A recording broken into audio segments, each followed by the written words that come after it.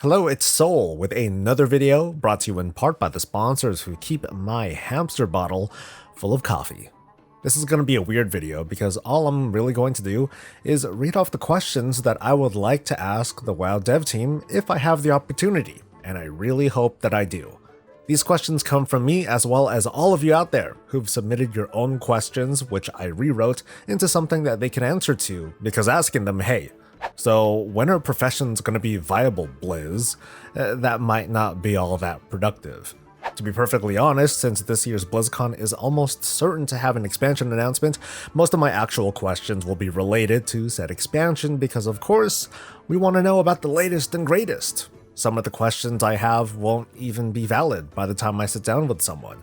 I just wanted to be prepared with other questions that we fans want answers to. So I think I'm prepared with 50 questions. 50.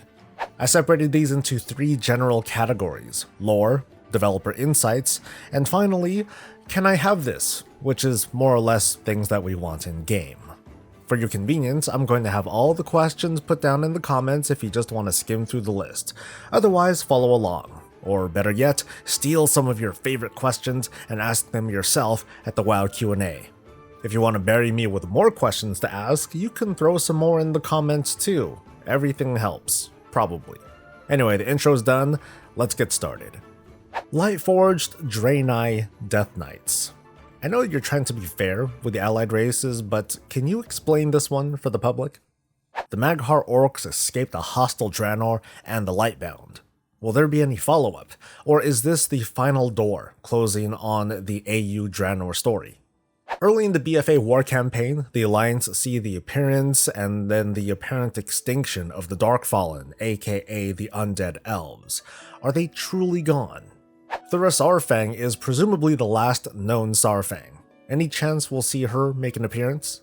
Maybe this is more like a complaint of mine, but I was thrown off during the transition between Legion and Battle for Azeroth, where I was once the High Lord of the Silver Hand, and then suddenly I'm the no-name champion who serves at the pleasure of our faction leader. Were there ever plans to have a kind of closure, and what lessons were learned from this? 15 years of World of Warcraft history is a lot to consume. Has the team considered crafting a kind of, a general path that players can optionally take, which can lead less lore-savvy players through the story? Sylvanas has spent almost the entirety of her time as Warchief as very coy with her true intentions, which I would say has frustrated a pretty good chunk of the audience. Do you think the team has executed on her role in this chapter of Warcraft, and how might the role of villain change in the future? When will the Forsaken annex Naxxramas as their capital city? I'm just kidding, but will the Forsaken and the Gilneans eventually find a new home? And will Nordrassil actually be the permanent capital for the Night Elves? The original Eastern Kingdoms and Kalimdor have been restored on the modern WoW infrastructure. Is there any chance that we can access this old world in today's WoW via the Bronze Dragon flights? Now that the character limit per realm has been lifted, has there been any new trends on the total number of characters created? And can this lead to an increase to the current account limit of 50 characters? I'm not the type who agrees with designing backwards, but I feel that stats like defense rating, resistance, hit, and expertise were really interesting stats that had players think about more than just greater throughput. Has there been any talk about bringing them back, and if so, why haven't you given in and made it happen yet? During last year's BlizzCon, Chris Robinson has said that, in so few words, adding a die system to WoW isn't that easy. Since then though, has there been any traction about adding this sort of system to new armor or weapons?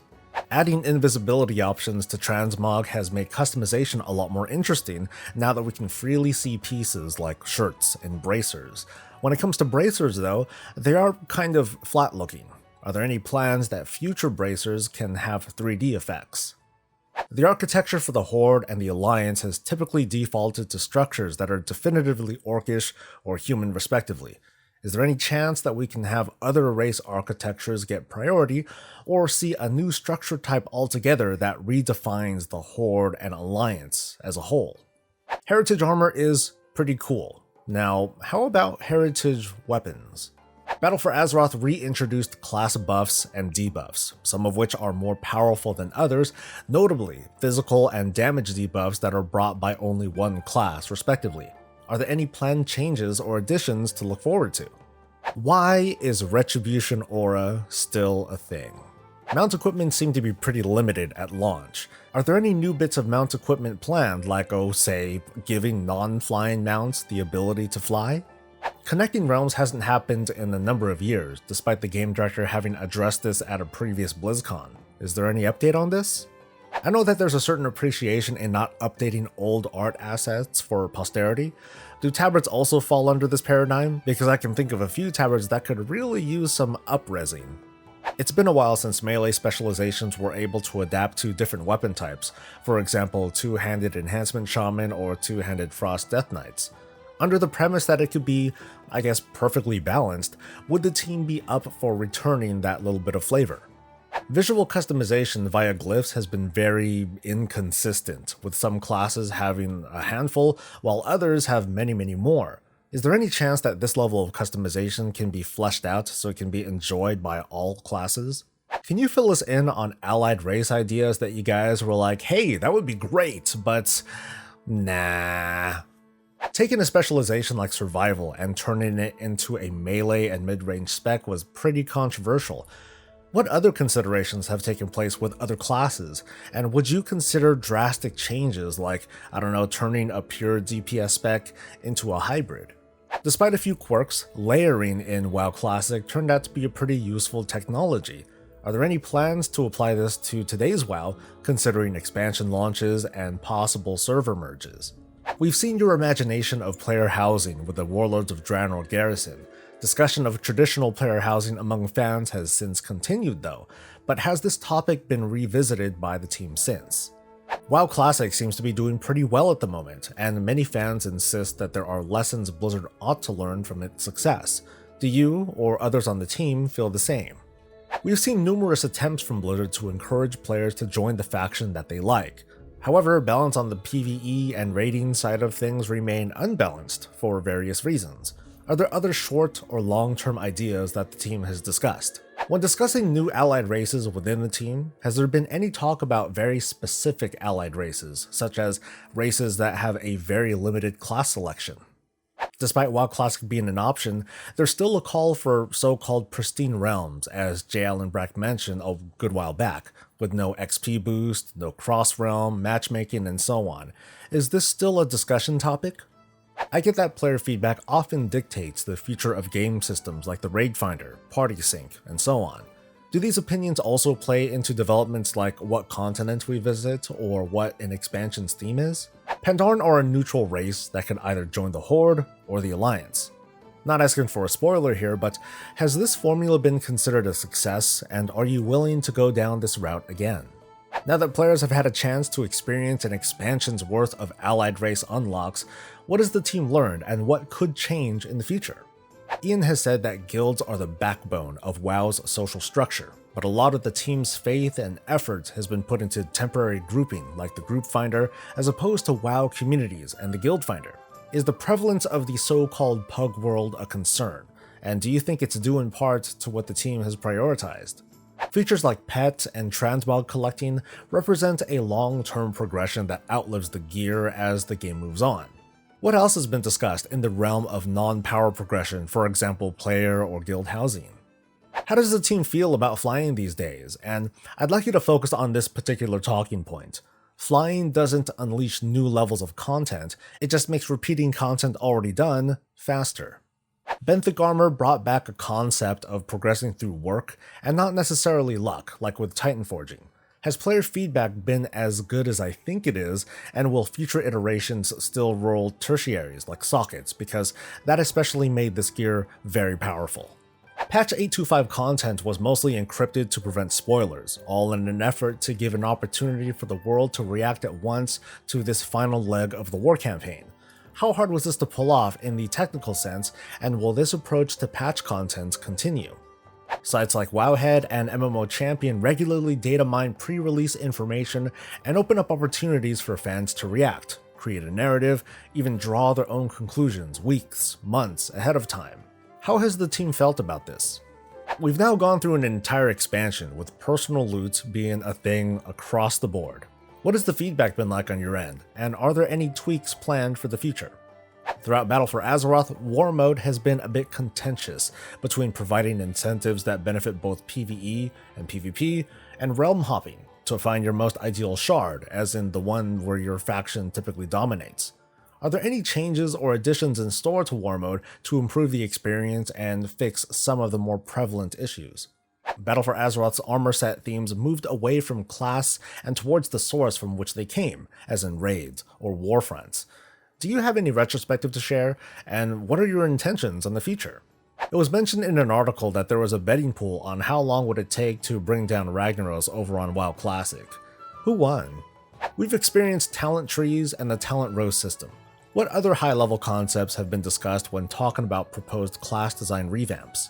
How did the team decide on making sharding only a dynamic system, and not add a lobby-like menu, where players can simply choose the instance of the world or the zone that they're in? I'm asking this because with the pre-made group tool, players have certainly been trying to make it into a lobby system. What's the design philosophy behind having crafting materials be soulbound, especially when it comes to crafted gear? Is the team looking for better ways to balance profession's accessibility and power, like limiting crafting items with a cooldown? We often hear from the team that you guys want our feedback, but more often than not, there are cases where fans have given very robust feedback during PTRs, alphas, and betas that appear to go unanswered or addressed much too slowly. Has the team considered more transparent testing for game systems earlier so the team can make changes before it's too late? When talking about communication and feedback, the WoW team often refers to the data, like player trends and numbers that only they can see. Is there a reason the team doesn't cast a wider net through, for example, quarterly surveys for active players to capture direct and targeted feedback that might be useful? Like, hey, let's put on an open survey that talks about how much time that we spend on a feature like being able to create our own dungeons or player housing. Azeroth underwent the Cataclysm 6 years ago after the launch of WoW. It's been 9 years since. If not another Cataclysm that permanently alters the world, is there a chance for another game-wide update of Azeroth? We have pet battle trainers, dailies, world quest, and most recently, dungeons. What's next for pets in the world of Warcraft? This expansion brings yet another new class to which I'm excited to learn more about. But with that said, is there any indication that this pattern of one new class every other expansion might break in the future in favor of, for example, focusing on class design? WoW Communities launched in patch 8.0 with little to no updates since. In the PTR for patches 8.2 and 8.2.5, hints of a community search tool, as well as an updated guild finder were found but never announced, let alone launched. Can you fill us in on what the team has been working on this front? Okay, I think that was more than 50 questions, but you get what I'm talking about. If you thought any of these questions were useful, I would advise just taking these questions, and when you have the next opportunity to ask any of these questions in a WoW Q&A, for example the one that will hopefully come in Blizzcon, definitely submit it over on the WoW forum or on Twitter. That'll pretty much be it for me, so if you enjoyed this reading, like the video, and subscribe for more of this and all things Warcraft. I'll see you next time. Until then, stay safe, stay happy, and stay breezy.